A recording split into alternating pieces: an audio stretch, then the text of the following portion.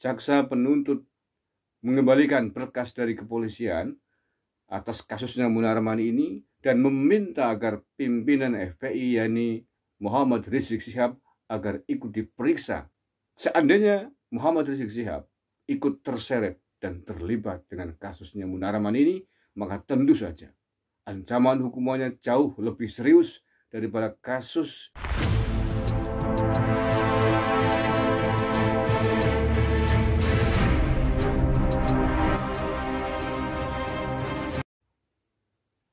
Assalamualaikum warahmatullahi wabarakatuh. Salam Nusantara, salam sejahtera untuk kita semuanya. Saudara-saudaraku sebangsa dan setanah air dimanapun Anda berada.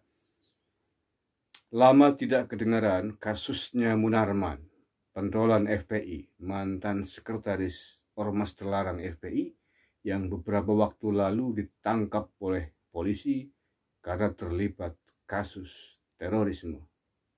Dan ancaman hukuman bagi kasus dugaan pidana tindak pidana terorisme adalah seumur hidup. Dan nampaknya kasusnya Munarman ini diam-diam sudah sampai ke kejaksaan. Artinya sudah tinggal selangkah lagi menuju ke pengadilan untuk disidangkan. Nah, tetapi ada perkembangan yang sangat menarik, sangat mengejutkan. Jaksa penuntut mengembalikan berkas dari kepolisian atas kasusnya Munarman ini dan meminta agar pimpinan FPI yakni Muhammad Rizik Syihab agar ikut diperiksa dalam kasus ini. Seandainya Muhammad Rizik Syihab ikut terseret dan terlibat dengan kasusnya Munarman ini, maka tentu saja ancaman hukumannya jauh lebih serius daripada kasus yang melibatkannya kemarin terkait dengan kasus kerumunan. Sebagaimana kita tahu bahwa Muhammad Rizik Syihab kemarin divonis 4 tahun oleh Pengadilan Negeri Jakarta Timur. Oke, seperti apakah berita lengkapnya? Saya bacakan saja, saya ambilkan dari CNN Indonesia. Judulnya, Jaksa Kembalikan Berkas Munarman, Minta Rizik Diperiksa. Hari Senin tanggal 12 Juli 2021. Jakarta, CNN Indonesia, Detasmen Khusus Densus 88 Anti Teror Polri diminta untuk mengambil keterangan mantan pimpinan FPI Rizik Syihab dalam kasus dugaan tindak pidana terorisme yang menjerat Munarman. Pemeriksaan Rizik perlu dilakukan karena diminta oleh jaksa penuntut umum untuk melengkapi berkas perkara Munarman. Jaksa sebelumnya mengembalikan berkas Munarman kepada penyidik karena dinyatakan belum lengkap atau P19 pada bulan lalu. Tugas dari penyidik adalah melakukan pemenuhan terhadap P19 tersebut, khususnya alat bukti material, antara lain pemeriksaan terhadap saksi-saksi. Tambahan terhadap saksi-saksi tambahan yaitu pemeriksaan terhadap 1 saudara HRS, habis siap ya, 2 saudara SL dan 3 saudara HU. SL itu siapa? Sobri Lubis mungkin. HU siapa? Kata Kepala Bagian Penerangan Umum Kabag Penum Polri Kombes Ahmad Ramadan pada wartawan pada hari Senin 12 Juli. Adapun 2 saksi lain yang perlu dimintai keterangannya ialah para mantan petinggi FPI, yakni Sobri Lubis dan Haris Ubaidillah. Oh betul, SL itu Sobri Lubis dan HU Haris Ubaidillah. Wah, ini semakin gawat ini.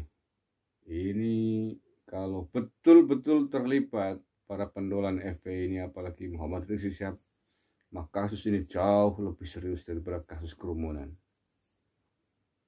Oke, saya lanjutkan. Kemudian pemeriksaan juga perlu dilakukan terhadap saksi-saksi lain yang sudah ditahan oleh Densus 88 di Rutan Teroris Cikeas. Ramadan mengatakan penyidik telah menyerahkan pelimpahan berkas perkara terhadap 1 kepada JPU sejak 7 Juni 2021. Kemudian Densus 88 menerima pengembalian berkas tersebut atau P19 pada 24 Juni 2021. Tentunya setelah melakukan pemeriksaan terhadap saksi-saksi atas petunjuk JPU, maka penyidik akan mengembalikan berkas tersebut, tambah dia.